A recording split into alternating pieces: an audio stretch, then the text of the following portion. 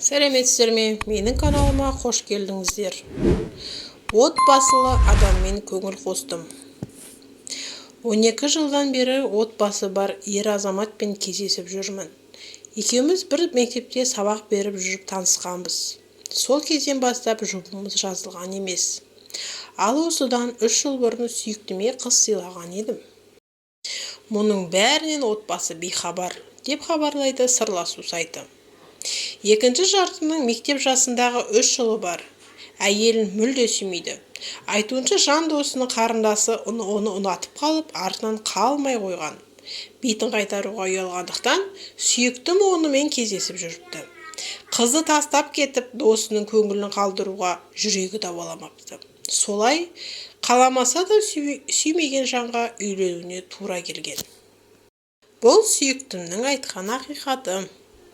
Екеуміз бір-бірімізді кездестіргеннен бастап, менің де оның да өмірі 180 градусқа өзгере кеткен. Әу баста екеуміз өзгелердің көзінен таса жерде Алматыдағы жалдамалы пәтерлердің бірінде кездесе бастадық. Бос уақыт табыла қалса, оны бірге өткізуге тырысатын едік. Ал мұның барлығын оның әйелі білмейтін. Тіпті әлі күнге дейін сезіктенбейді. Ал мен өзгелерден жасырынып өмір сүруден шаршадым. Мен де күйеуіме қолтықтасып бірге қыдырғым келеді. Бір жастықта бірге ұйықтап, таңды бірге атырғым келеді.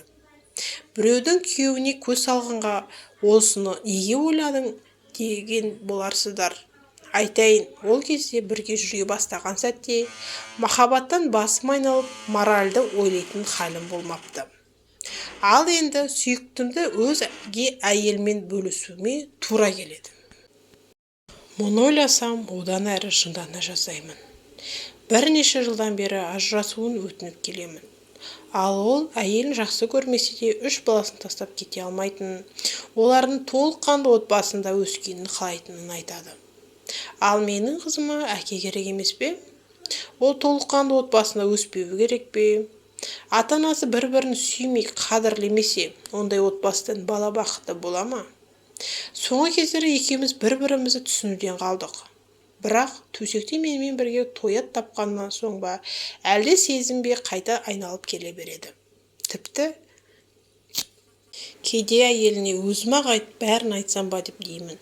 Алайда бір жағынан қорқыныш, бір жағынан аяушылық сезімі жібермейді. Оны да аяймын. Ол да біреудің аялап өсірген қызы ғой. Менің де қызым өсіп келеді. Қызымның өмірінде мұндай жағдай болғанын қаламаймын. Ал менше, өмірім не болмақ?